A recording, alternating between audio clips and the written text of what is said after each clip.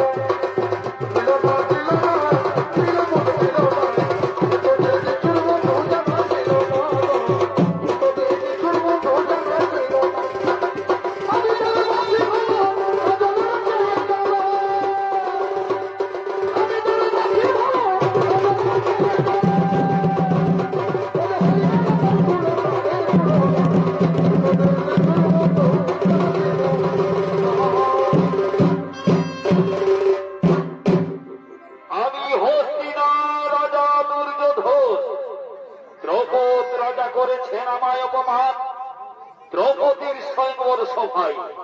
তাই তো আমি মনে মনে স্থির করেছি, আমার মেয়ে লক্ষণার বিবাহ দেব স্বয়ংবর সভা করে। আর এই সভায় আমি চরণ প্রতিশোধ নিতে চাই।